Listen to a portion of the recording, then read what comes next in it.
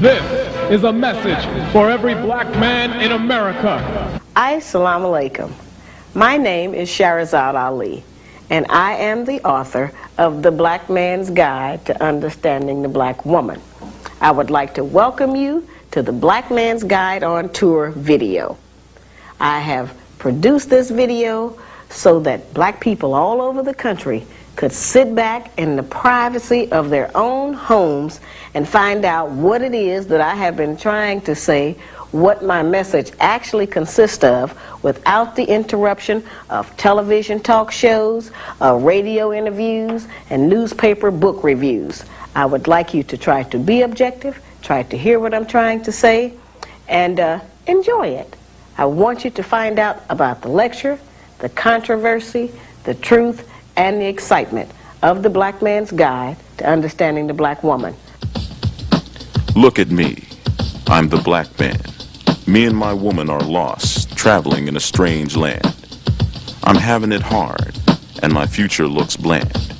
And no, I don't expect you to understand. I'm doing bad for all to see. But all this universe belongs to me. And I plan to get on the right track as soon as I get my woman back.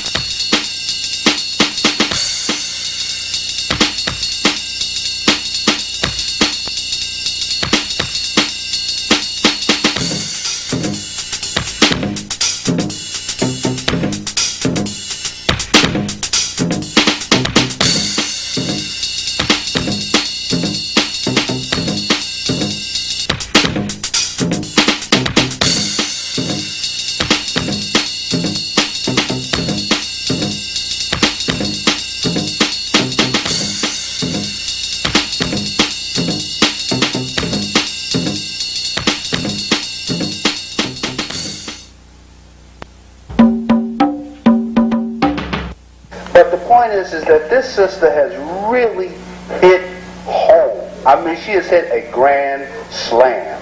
And for my own personal self, I can say that since I've read this book, and I've read it 3 times in 2 days, okay, so you knew I was doing some reading. And I'm not an Evelyn Wood speed reader either, okay? But the thing about it is, made me so strong that even with, that, like they say in Star Trek, the shields are up. There's a part in the book that got me stirred up.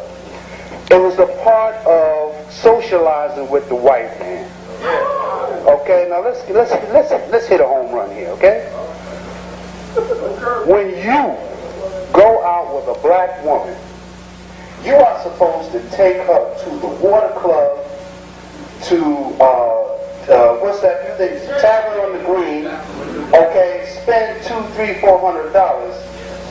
So she could say to her girlfriend, yeah, he took me to this place, he took me that place. I really don't like him, but you know, he just took me out. I had a good time, girl.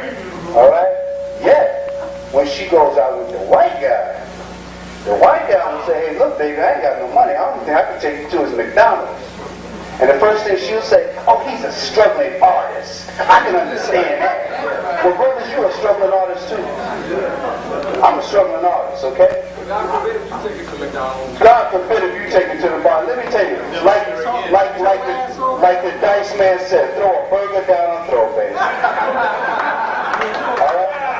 Because as I get older, I'm 35 years old now, and I don't have time for bullshit. Okay, I'm a single man out here, I'm a good man, okay? Good looking man, and I ain't got no time for no collard green eating bitches talking about bullshit. Now I got a new girl, I hope this I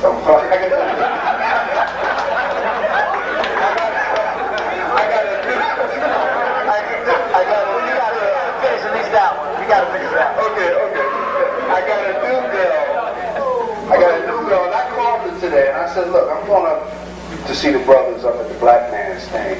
We're talking about the book. She said, I don't know what you're going up there for. I said, I'm going up there for training. Okay?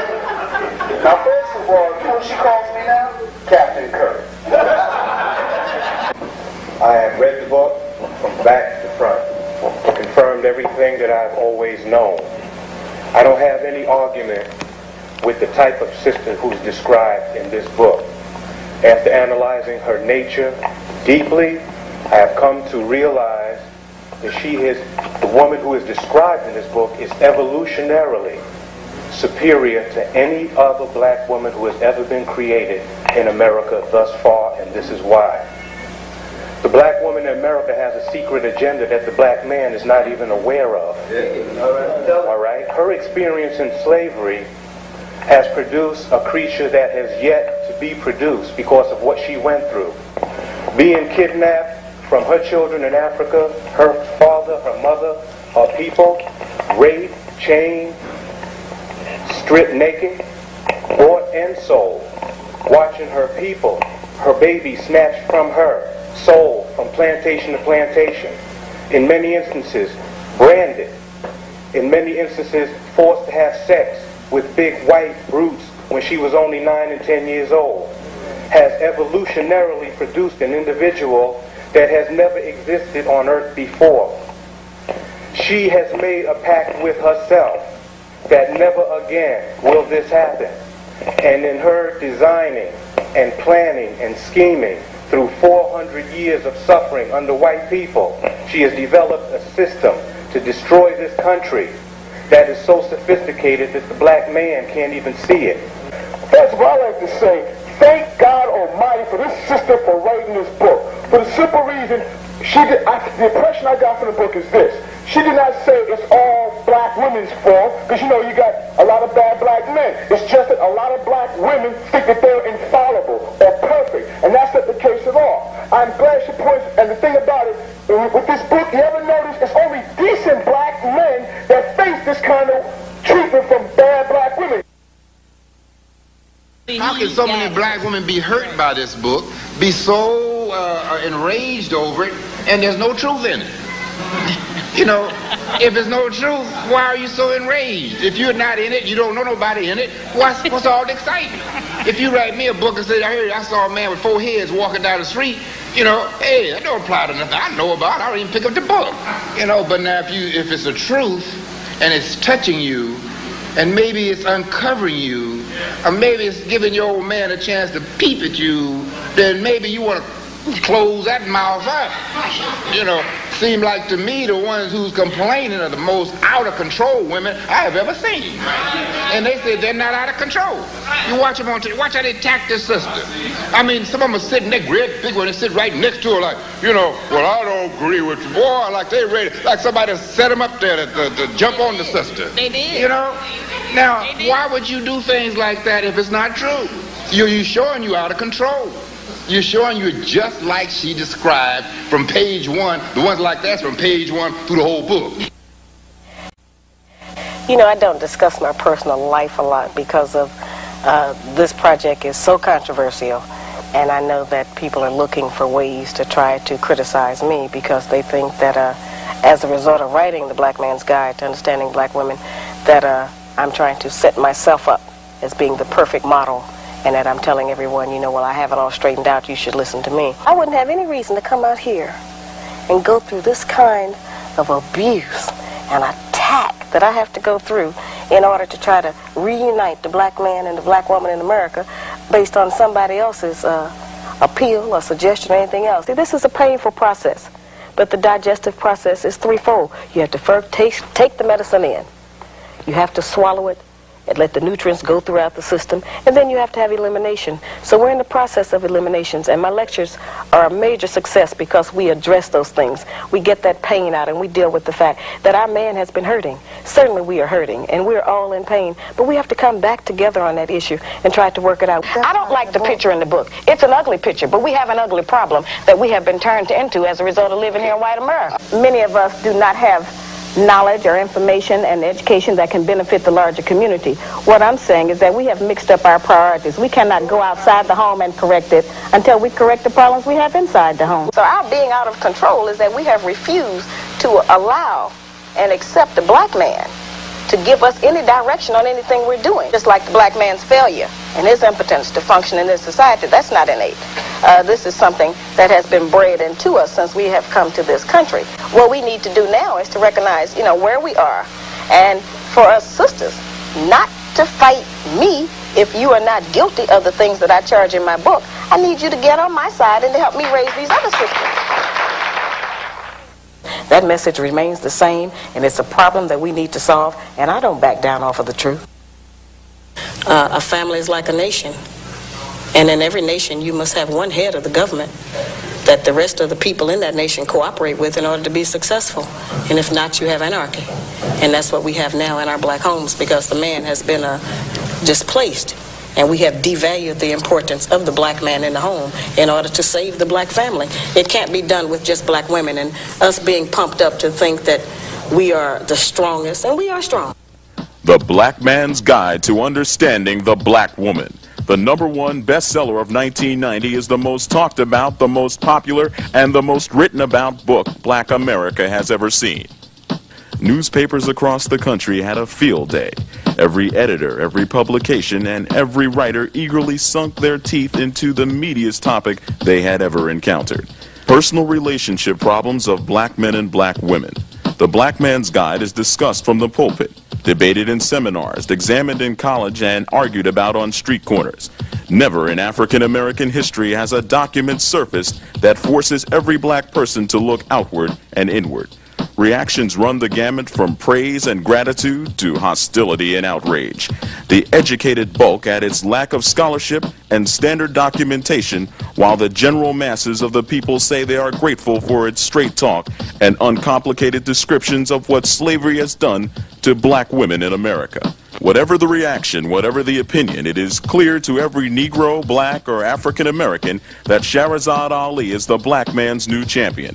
This woman is on a mission. Her strength, her guts, and her unstoppable energy to single-handedly defend and uplift black men has never been witnessed before on this continent.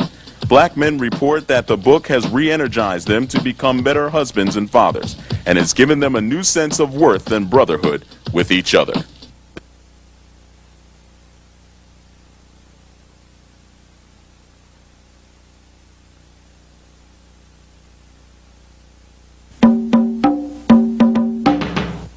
Let's meet the little tornado who started it all. My brothers and sisters, let us welcome Sister Shahrazad Ali.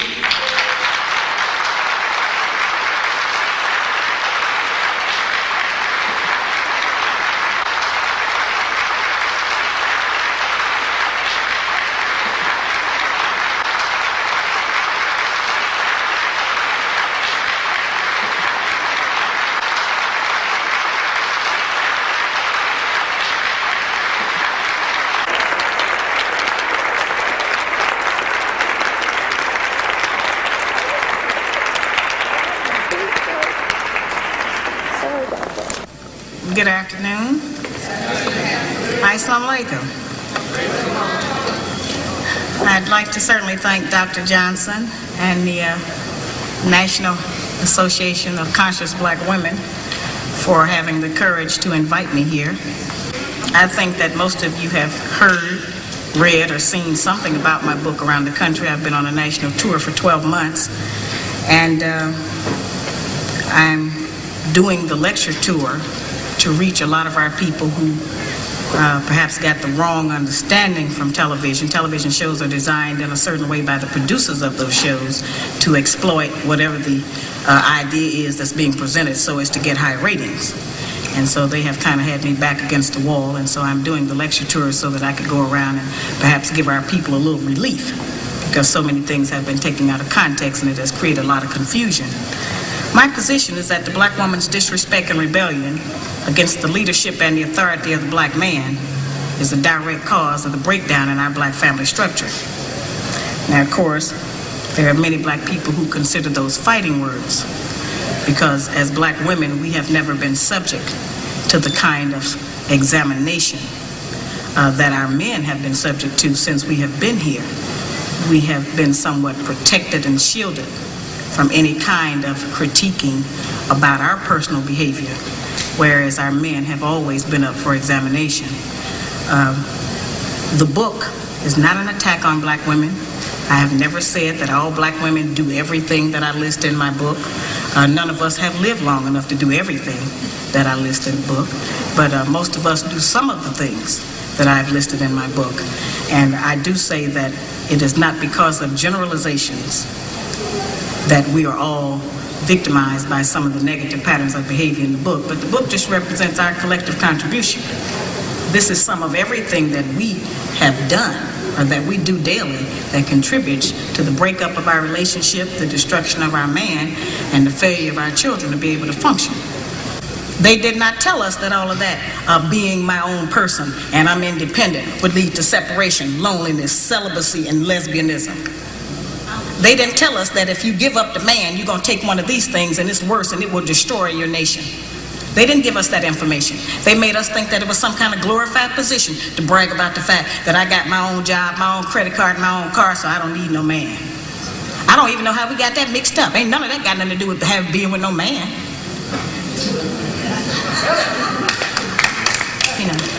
We have some serious relationship problems that nobody has been able to address us on, because everybody wants to pretend that this is not going on. Over 60% of our women are single, widowed, separated, or divorced. They don't have a man.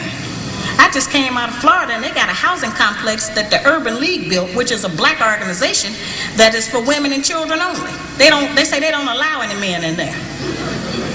I didn't have time to deal with it, but I talked about them real bad. That's the silliest program I've ever heard of.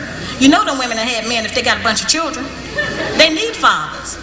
They need protection. We hear about the drug problem that we have in our projects across the country. It's one of the major places that we have a drug problem. We talk about the great strength that we have as black women. Well, the welfare department don't rent government apartments to single black men. Those apartments belong to black women who are allowing this to go on in their home. We have not looked at what part of the responsibility do we share. Yes, black men sell a lot of drugs, and a lot of us black women get the money from them drugs and buy some of these fancy clothes we wear. Drive around in some of these fancy cars. He is not doing these things alone and without support from us, whether they are good or bad. See, we have a lot of power. We are very strong women. I'm saying that we're using our strength in the wrong direction. We're using it to tear our man down, tear our nation down, instead of building it up. Having an education and a job does not necessarily mean you have a successful life. I keep telling black women that to raise a child, they say, well, I provided with food, clothing, and shelter. That's not raising a child. That's maintaining one. To raise a child, you need a parental coalition of a man and a woman. You need a parental coalition of a man and a woman. We have sons who, by not having a father in the home, they don't know how to respect women. They take on the black female emotionalism. They become bitchy. They're doubtful. They're indecisive. They can't make a decision. They don't know what to do about being a man, because we can't teach them that. We don't have that knowledge. We have daughters who grew up in a home where they don't see any affection, where there's no man there. They go out into the world and try to mate. They don't have no idea how to be no woman to no man, how to function in a house with a man, because they haven't seen it. Most of our children, just like us, get all the information we have about how you be with a mate off television. It's the only medium that shows us anybody being together. Those rules have not worked for us. The white woman's liberation movement, we don't have anything to do with that. We have not been under the control of the black man for over 500 years, so what do we have to get liberated from them from? They haven't been our boss. That's the white woman and her man. They're going through that, and that's their business. We don't have any business being in that. They only introduced it to break down the civil rights movement. Civil rights movement started with the black man, the black woman, and the black child standing together, trying to plead for freedom, justice, and equality, and more benefits in the country that they had built. They threw the white woman in there with the women's liberation movement and made it a woman against man thing. That created a big separation between black men and black women, because then everybody started going for self. Then they bring the welfare system in and tell us in order to feed and clothe and house our children, we have to give up our man. You have to put the man out of the house. When the white farm wife goes to the government for subsidy for the farm, they don't tell her to get rid of the farmer. They keep that family together.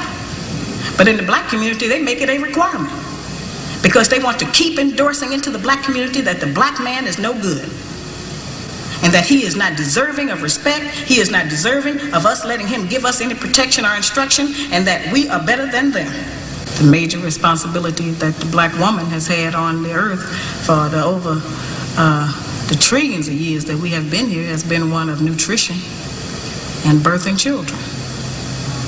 Those two things have a great deal to do with the survival of any people, the reproduction of the nation, and feeding them the proper food so that they can live.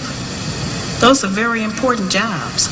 Those are very powerful positions, because it puts us in a position to decide who's going to live or die, and how slow they're going to die, by what we feed them. We have a very powerful position. That's not a small role that we play. We have just been taught to misrepresent and misuse that power. The people who we have been counting on to give us the truth about how to get along have failed. The white people don't know how to get along. They don't have that information themselves. They don't get along with nobody on earth. So they didn't have no information to impart to us about how we're supposed to get along. They changed their relationship rules at will.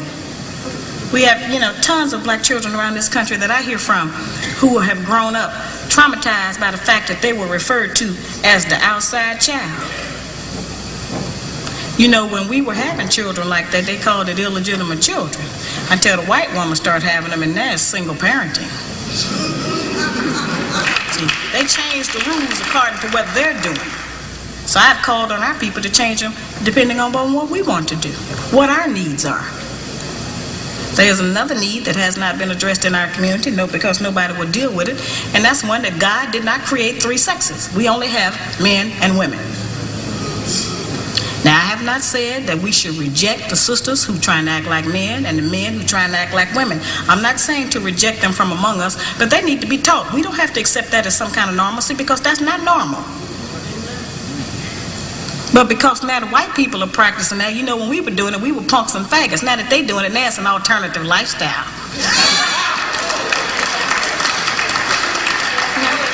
I'm trying to demonstrate how they have set rules that they have forced us to follow that they don't even follow themselves. They change the rules to suit them when they get ready.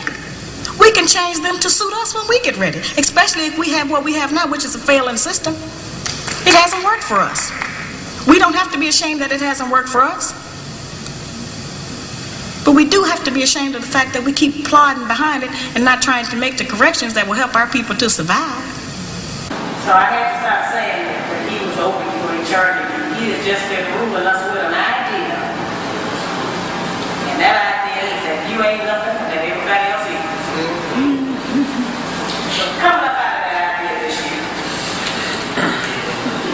sisters don't have any idea what it can be like for us to have 15, 20 million black men walking around in America feeling good about themselves.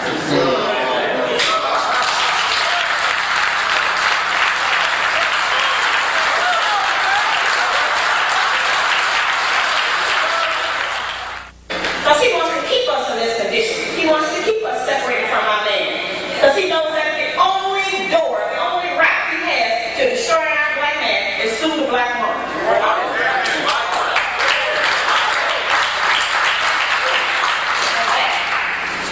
Doesn't matter what the woman's educational background is. In fact, we have proven that the more education we get, the more ignorant we get in front of our man.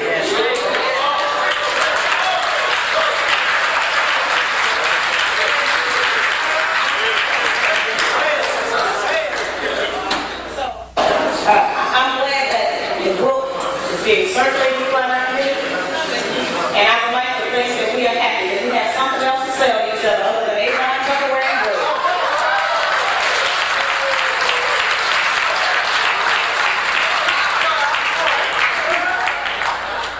Sometimes these words sound like that I'm saying that now you ought to go home and bow down on your knees to your man or become subjugated or submit. You know, we have a real hard time with that word submit.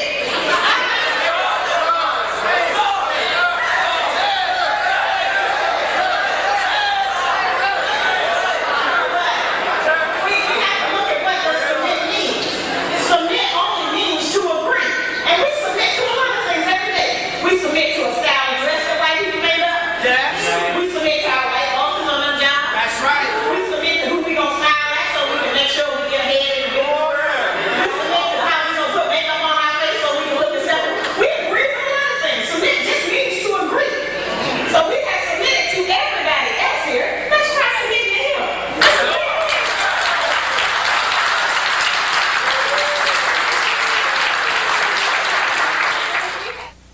And yes, I have charged that our educational class has failed us. They have not represented our needs.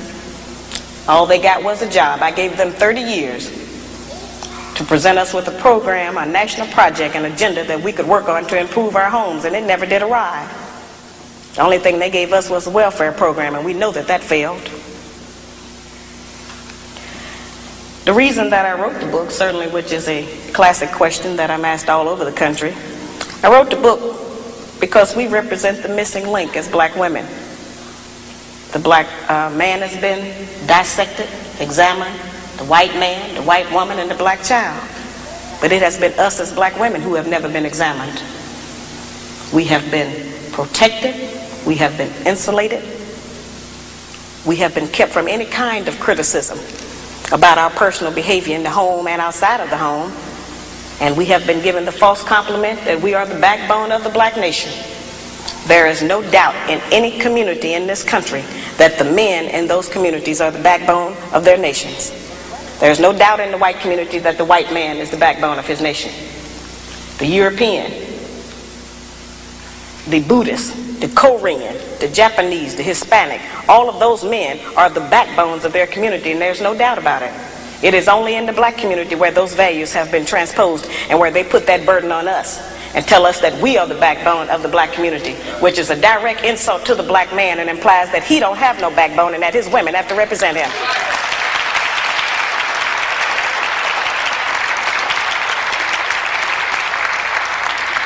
It's a heavy burden. It's one we are tired of carrying, and it is one that is not true. I remind people all the time that God did not make the white man, the white woman, the black woman, and then the black man. He made the black man first, and he created all of the rest of the people after him.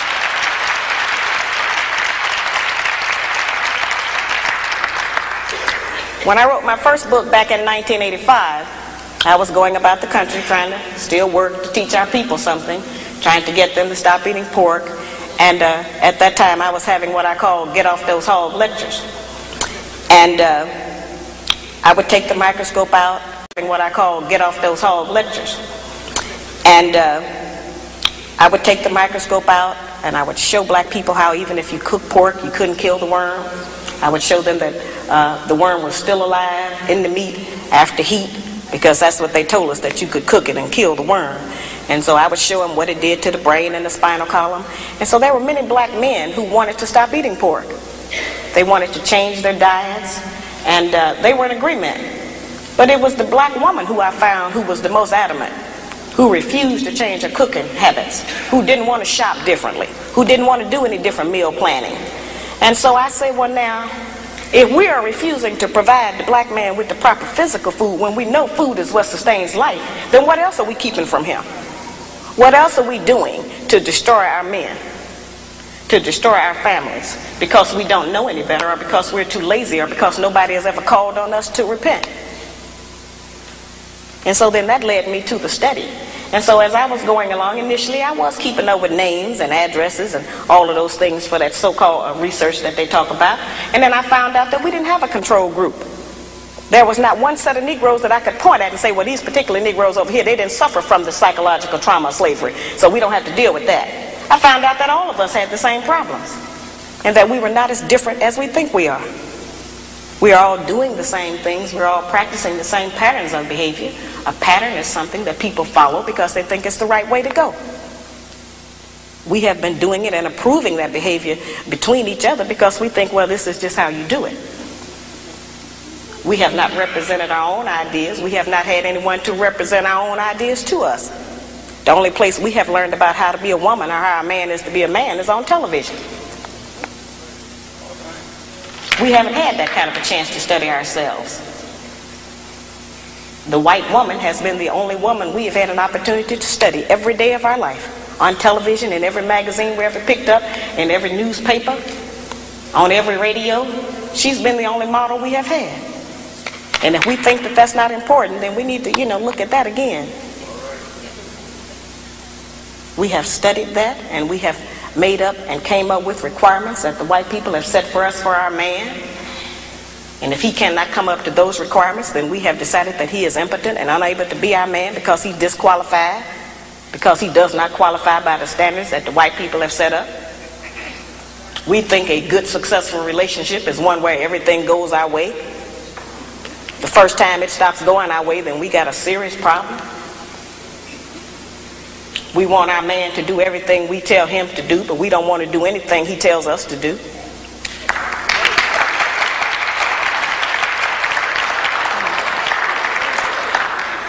Yeah, it's hard language.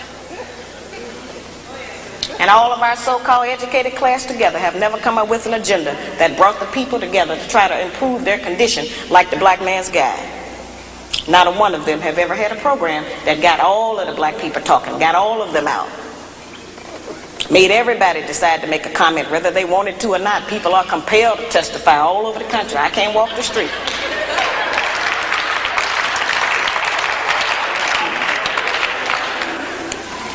See, we've never been examined, as I said. In the breakdown of every relationship, each party in the relationship shares 1/2 the responsibility. That's 50% of the responsibility. So yes, the black man is 50% responsible for the breakdown of our relationships. And we are the other 50% half responsible for the breakdown of our relationships. And I ask black women, if you do not want to accept 50% of the responsibility, what percentage do you accept, and how does that behavior manifest? And I guarantee you it's already in my book.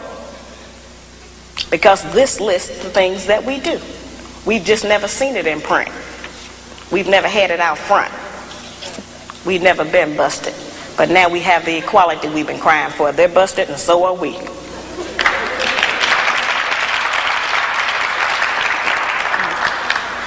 I teach that slavery tampered with nature. When I say that slavery tampered with nature, I mean that a major rite of passage for every male mammal is to provide and protect for a female and her young.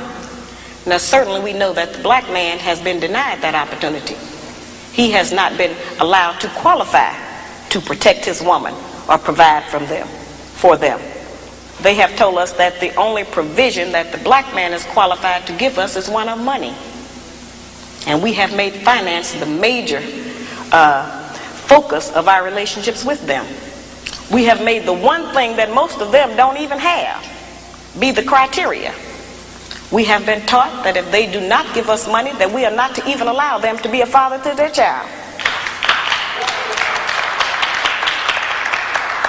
We have been taught that if he does not give us money, then he is not qualified to tell us what to do. We have been taught that if he does not give us money, that he doesn't have any rights in the home. It's whoever is making the money who has the rights. That's not our system.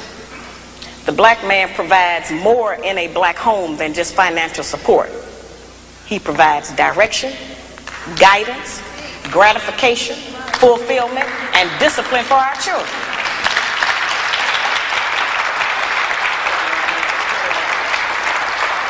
Those are the principles that are missing in our home today, which is why our children are savage in the streets.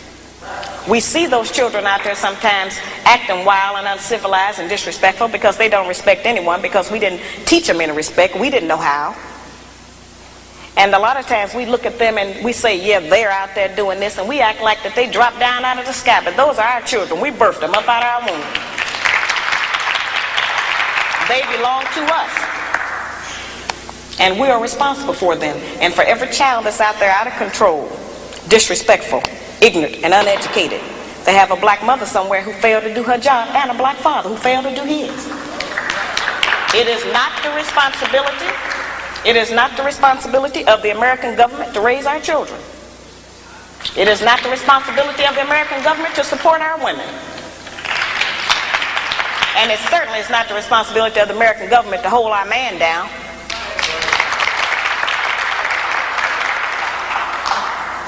This book is to allow us to have a new chance to start all over and say, yes, this is what has happened. I didn't make myself like this. We don't get anything from ourselves. We pick it all up externally. And as we have picked up these bad habits, we can, decide that we are not going to do them. See, what has happened is that we have been turned, sisters, into kind of like Frankenstein. I think everybody remembers the Frankenstein monster. He had somebody's arms, somebody's legs. He even had somebody else's brain inside of his skull. Oh, he was functional, but he was not himself. And so, yes, we are functional. We have been taught that having a good job means that we are a total success. We have been taught that the solution to all the problems of the black people in America is to get a job with the white people. That's just not the truth. And that's certainly not saying that it is not important for us to have money for food, clothing, and shelter. And it's not saying that we as black women are not strong. I'm here today to represent some of that monumental strength we say we have. This does not mean that we are not strong. We don't have to put our man down in order to be strong. I'm just saying that we have used our strength in the wrong direction. We've been using it against our man instead of for him. If we use the kind of strength and influence that we have in this society to support the black man, won't anybody be able to come against him? But every man is judged by his woman, and if his woman say he ain't nothing, then the whole world believes he ain't nothing.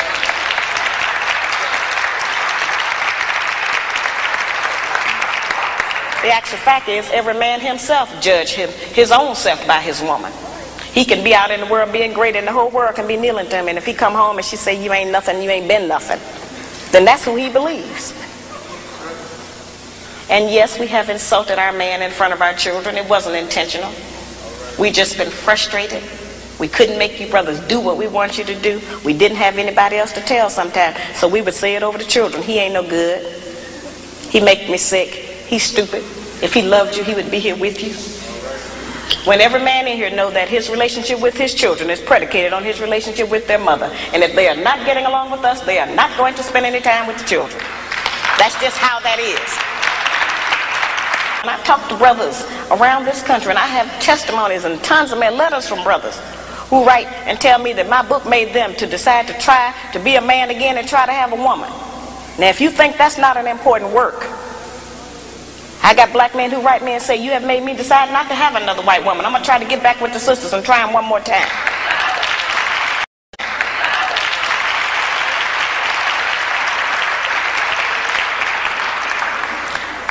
See, nobody is going to give us this information. They have us standing around sometime and pointing at the brothers and saying, yeah, that's them over there, they ain't no good, they doing this and that and the other, and it's all negative. And they have us thinking that the black man is going to die and we going to live on. But that's not how it's going to go. There is still one monolith in the black community, and that's that it still takes a man and a woman to make a baby. So if the black man dies, we all die. And I don't want to die. I want to live. I want my children and my grandchildren and whatever else is coming after Shahrazad, I want that to live. But we are not on the path of life. We're on the path of destruction. Learning how to get along has to be taught by force. Slavery was taught by force. We didn't volunteer for that. They made us do that. They forced us to do that. And that's how we're going to have to learn how to reunify. It's going to have to be done by force. We're going to have to make ourselves try to deal with each other. Yeah, and that's very difficult, and it certainly takes a great deal of self-control and love for your nation at large. It's the greatest form of unselfishness. Now, I don't go around advocating that people that hate each other stay together. That's not what I'm saying. That's different.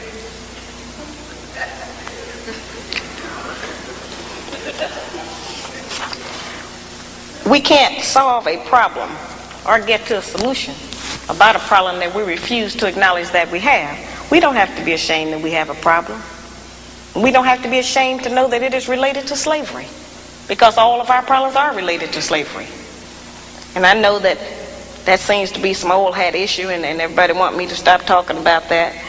Nobody would tell the Japanese woman to forget about the fact that during World War II, the white man interned her family, took all of their personal possessions. Nobody would tell her to forget about that. Nobody would tell the Indian woman, forget about the fact that the white man came over here and took your country and put you and your babies out on the reservation. And nobody would dare to tell the Jewish woman to forget about the Holocaust, so why I got to forget about slavery?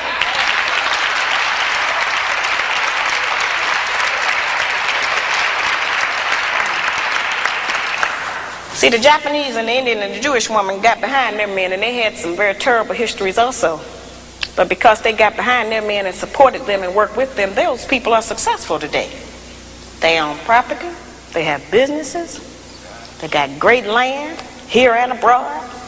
You know, they have stocks, bonds, whatever America has to offer, they own part of that. They are in a position to make decisions because they have some ownership. It's only been the black man and the black woman who didn't reunite after a terrible time. And so today we are splintered. We don't have very much. We practice envy and jealousy. You know, they taught us a lot of bad habits that we practice against each other. If we practice everything we practice against each other against the white man, they'd have been killed out of America. Most of that stuff we reserve for our own kind. And that's wrong. We have had that rumor that we are the backbone of the black nation because it has served to make us think we were better than the black man. We have walked around and wore that as some kind of a sacred garment.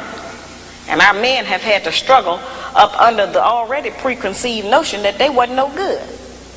We have always heard that the black man leaves us. He walks out on us. He don't love his children. He won't take care of his family. He beat his women. He do a lot of horrible things. This book goes back to try to examine what are some of the possible contributing causes. What happened before he left? What happened?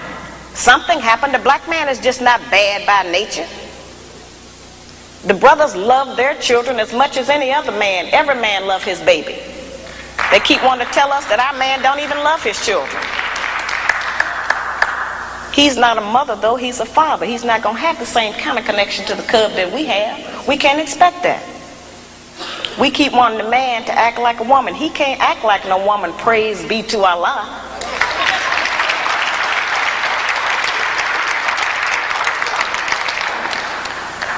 I wrote the book so that the brothers would understand what's going on, because most of what we charge them with is that he can't, quote, handle us. He can't handle me. They haven't known what they were handling. They didn't have that information. The book is really a book that puts the black man on point, because it tells him what he has allowed to happen to his woman and his children. And he can never again say he didn't know what was going on, because I have told him. See, it's never been an issue about whether or not the book is true or not, brother. The issue has been that I was not supposed to tell. But that's the missing information. And I was willing to come out here and go through whatever was going to be required if it was going to reunite some of our people. If we can get 1 or 2 black families in every town to start functioning differently, to make a better man and a better woman, then this campaign is worth it. It's worth it for our entire nation. I didn't just donate money to Marvin Collins School because this is my hometown, or because I wanted to put it in my mother's name. But we must have our own black schools to educate our own children.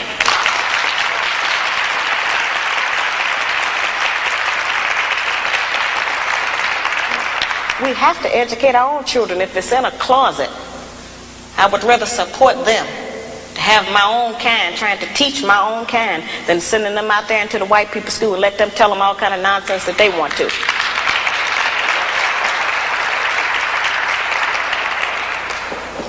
It's a very serious situation. Let us take a look at what we as black women have produced while we were allegedly backboning the black nation. 1 in every 4 black males between the age of 20 and 29 is in prison, on parole, been arrested, or had some bump with the law. Over 50% of our prison population is black, male, growing, and female. We have more black men in prison than in college. 6 out of every 10 black men between the ages of 15 and 44 are unemployed, in jail, got some disease, homosexual, on drugs. 73% of all the black men in prison were raised by a single black woman in a home with no man. 80% of that 73% suffered child abuse in the home, victimized by the mother. 1/3 of our children drop out of school before they graduate. Over 60% of our households are headed by black women who are single, divorced, separated, or widowed. Yeah, we got a serious problem. And only God knows how many of our black babies we have killed through abortion. I don't think that's something I think that's something the black man will never understand, how we kill that life in our womb because we decide we don't feel like taking care of it. It's too much of a hassle. Or we change our mind about how we feel about the man. So we have been in a very, very powerful position. We can make heaven or hell for the man, and we can decide who's going to live and die. That is a great woman, I agree. But we are in a very prestigious position. We are the wives of man who was the first man that God chose to be on the earth. That's a very great position. The most valued and the strongest man on the earth that everybody's trying to use for something. He's the most durable. He's the most persistent. He's the most determined. The black man is not wrong because he does not do what white America wants him to do. And he's not wrong because he don't do what we want him to do. We don't know everything to do ourselves.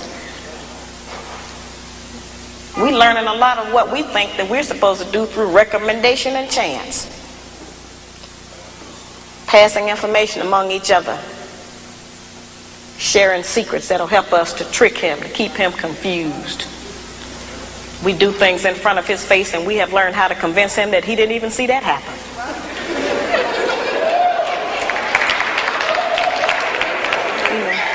Just serious situations.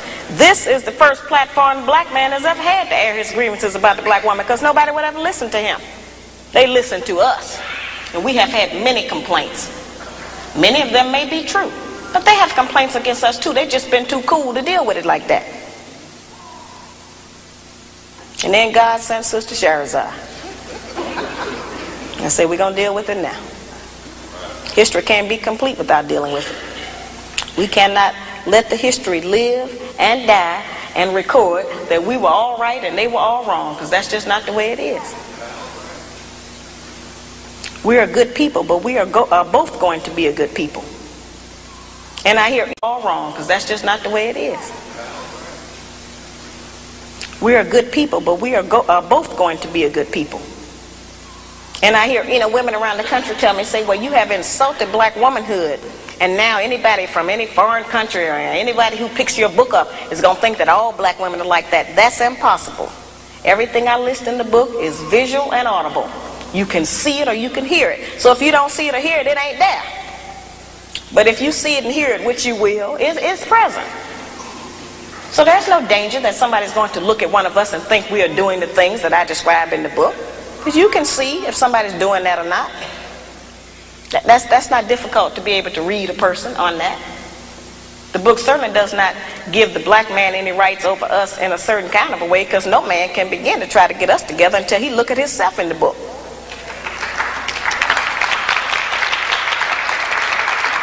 See, we represent problem number 2. They already know who problem number 1 is. Now, I know that many of us have heard a lot about, allegedly, as I said, about how much money I'm supposed to be making. I have to mention that because that's what they mention in all of the newspapers around the country. It's the weirdest thing I ever heard of. one article in Emerge magazine before I left day before yesterday. I come out of Boston. I went back through Philadelphia, and somebody had faxed me a copy of an article out of Emerge magazine. And the magazine said that they were still getting letters about my book, but that they had decided not to print anything else about it because they had decided that my book had made enough money. So I called the editors up. I told my secretary, I said, get him on the telephone. So I asked him, I said, that was a very ridiculous and ignorant remark to make, brother, since you don't know what the book sells for or how many I've sold or any of that. I say, plus, why don't some of you black people get together and go tell IBM and Adidas and Nike and Reebok that they made enough money? You know, those are the people robbing our people. You know, I said, go down there and tell Xerox they made enough money and see what they say. I have security, mostly not because of black women. We ain't gonna do nothing but fuss. You know, I have security because of black men. The book puts the black man on point. They get hysterical, they go into denial, they jump the seats, charge down the aisles. You'd be surprised. So it's not the black woman that this book is upset, because many of our black men don't want to take responsibility for their families. Many of them, not just because of financial reasons, many of them have accepted so much of the hype in the media that they don't know what it would be like to be in charge. They got doubt. They have fear. They are afraid that they will fail. We are all afraid of failure. The major tool that was used against us during slavery was the implication of fear. We have to get past that fear. Our men have to stop being scared to say, yes, I'm the head of the house.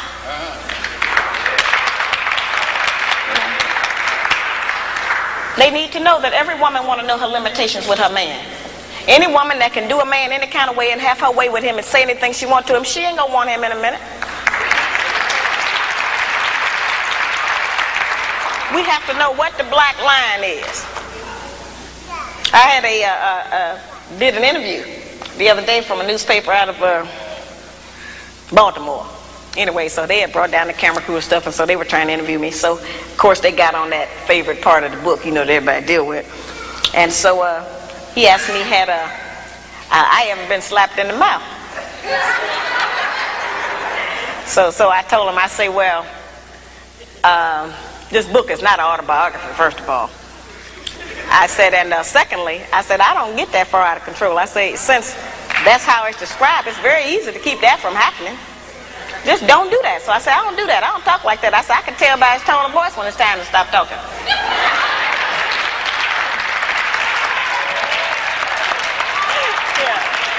That's the most amazing thing. The amazing thing to me is how our people go around the country trying to pretend that we ain't fighting. And that I made that up. You know? But as I said, this book demonstrates that we are not as different as we like to think that we are. So what I'm going to go over real brief right now is what the attributes are of the good black woman. Since she's not on television, we may not recognize her. Okay. Now, the good black woman has 7 attributes, and then I'm going to explain to you how to utilize those in your day-to-day life.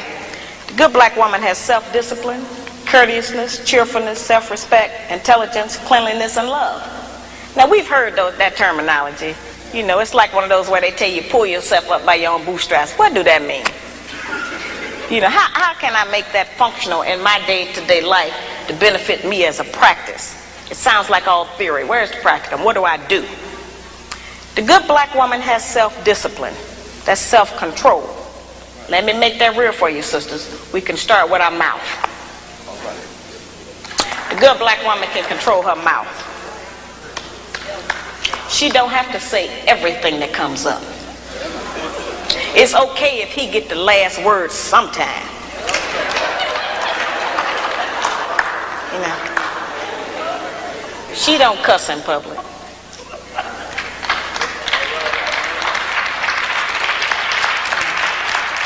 And she works on not cussing in private. She don't tear a man down with her mouth, because they can't out-argue us. Can't nobody out-argue us. I have charged that we nag our men too much. We keep our men's head tied up so much with our petty grievances about our personal relationship that he don't have time to think and plan for our future. Because he got to deal with what's going to happen with us every day. You know, it's real odd. When the black man come home, he almost have to do a wind test or stick his toe in the door. He don't know what's waiting. He don't know who in there today. He know it's a possibility that there's some kind of new monster that he didn't even know about yesterday. So, you know, we need to not make it like that. We need to not be so vicious with our mouth. You know, men are not petty like that. They're not going to out-argue us. And it has been proven that verbal abuse is just as harmful as physical abuse. So let's not use our mouth to do that to him. The good black woman is courteous. She says, thank you, baby. I appreciate you doing that. I appreciate every effort you make. Try harder. I'm going to work with you. Thank you. I know you did your best. Now that's a whole new language.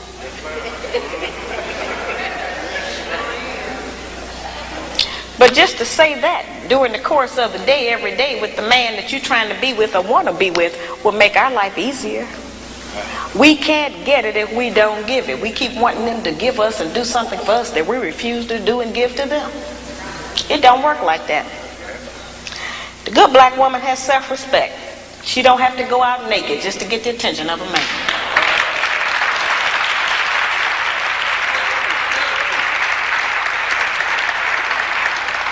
I have sisters all over the country, and they come up to me after the lectures, and they'll be talking to me, and they'll say, well, you know, all he think about is sex. All he think about is my body. I say, why don't you show him something else?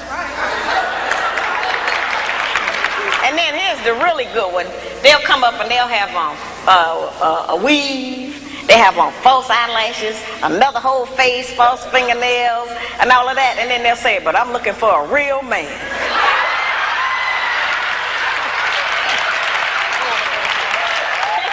It's real deep. I say, why? What do you want a real man for? The good black woman can pull a dress down without thinking that it devalues her. She doesn't have to use her body because she has so many other good attributes about herself to get the attention of a man. We can take the sisters in a position to take all of the charge and sexual energy out of the black community by just dressing differently. We have the power and control over that. That don't stop you from being beautiful. That don't stop you from getting a man. And it certainly puts things on the right perspective so some other judgments can be made other than physical. It don't take no knowledge, wisdom, and understanding to have a sexual reaction. That's the most base. We spend less time doing that than anything else we do.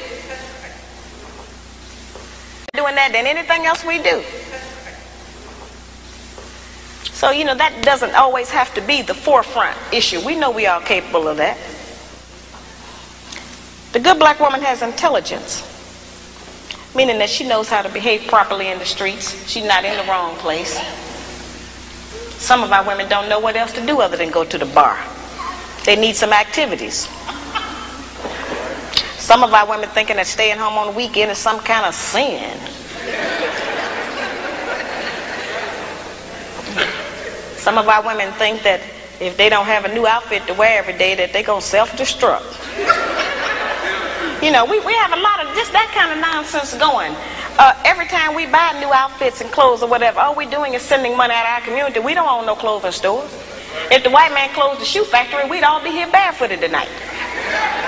We don't own no shoe factories. You know, very base things that we don't own, that we put our money into and demand we have to have them. A lot of times our men look at us and know that he ain't never going to be able to make enough money to give us all of the things we say we want. And don't no man want to be with no woman who he constantly got to deny her the things that she says she wants. And that represents failure to him, to have to always, you know, not be able to provide us with what we ask for. One of the ways we can do that is to start being satisfied with less. You know, the good black woman is clean. Now that's a hard one. The good black woman try to keep the house clean. Good black woman is clean by her own body. You know, a lot of those things we kind of take for granted, but all of our people don't know about that. There are people who are angry with me because I even describe the fact that some of us as sisters don't have the proper personal hygiene, as if that don't exist. We have too much falsehood and pretense going about our condition. Everybody that's dressed up ain't clean. You know, that's just the truth. We have to look at our condition in the light of truth. Stop reacting emotionally and pretending that just because we don't want to deal. One of the most difficult things that I deal with out here is trying to teach our people the difference between an actual fact and an opinion. Our people think that they can accept or reject truth based on how they feel about it. Your feelings don't change the truth. The truth is just going to be there. You can feel any kind of way you want to feel about it. Those kind of emotions have kept us from growing. Because anything we don't like, we just reject that and say, well, I don't believe that. That don't mean that it's not the truth. It just makes you a disbeliever. The good black woman practices non-possessive loving. Now, y'all know that's a hard one. Now, envy is wanting what someone else has. And jealousy, of course, is just selfishness. Non-possessive loving is not an easy one for us to practice. And of course I have a lot of sisters and some brothers who are in disagreement with me saying that. But the actual fact is that our men are outnumbered about 5 to 1. And nature is going to require that the men take responsibility for more than one woman and her children. Most of our men have children by more than one woman anyway. So I don't know why that was such a surprise, allegedly, when I said that. The black man has not been waiting on me to tell him he could have more than one woman. You know, I'm in agreement with the rest of y'all. I don't think he should do that, but I feel like you did. There are some things perhaps about the nature of our man that we have been given some definitions about that are not true. There are some things he can do that we call him a dog. We do not have the same capabilities as a man. I am not talking about fornication and adultery. That's something else. I'm talking about actual responsibility of fatherhood and husbandhood of another family. That's quite different from fornication and adultery. We don't have the same capabilities of them. That's right. A man can have 2 homes, 2 sets of in-laws. He can eat dinner at 2 houses, 2 sets of children, 2 garages, 2 separate sets of friends attached to that woman. He can have all of that. We can't do that. We can't cook dinner at 2 houses. We can't sleep with one man 4 nights a week and another one 3. Ain't no man gonna agree with that. We can't have one set of children we leave in one place and go and stay in another place and take care of another set. It doesn't work for us. Now that does not mean that we can't have sex with more than one man. That's not what I'm talking about. I'm talking about just taking responsibility for your children. Now certainly every man can't take financial responsibility for all of his children. He can do something.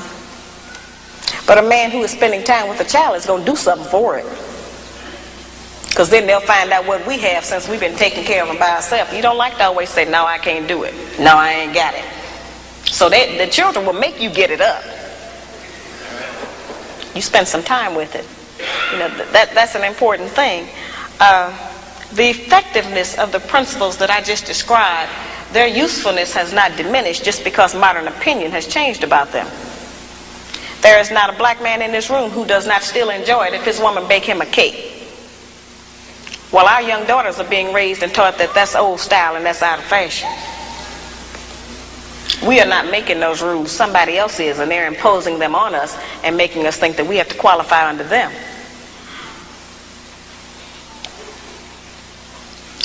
I tell the brothers, just like I tell the sisters, if you have a woman that you've been working with for months or years, and you can't get that woman to get in agreement with your program, then get rid of her and get another one. And I tell the sisters the same thing. If you're with a man you can't agree with, don't make his life miserable. Get with a man you can agree with. But we spend too much time living in hell with each other. We spend too much time tearing each other down, trying to make the other person do different or function different. If you want somebody to change, first change yourself. We set the example. We are the teacher. We are the mother. We set the example. I know how difficult some of this has been. It's equally difficult for me. I'm still studying myself, trying to learn how to be a better wife, a better mother, a better sister, a better friend. But if we let these ideas go that don't belong to us anyway, we can get our man back. As I said, you have survived all of this history. You got to be strong. You represent strength. You're the only man that God gave us, and I want you. And I want to apologize for how badly we have treated you, and how you have been mistreated, and how we have allowed everyone to come against you. I'm sorry about that. And I want to assure you that I'm going to dedicate the rest of my life to trying to put you back on top in the place where you belong.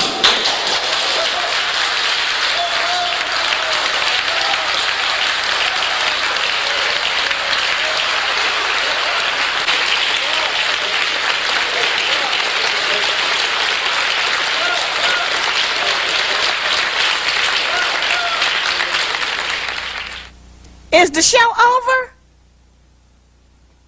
Absolutely.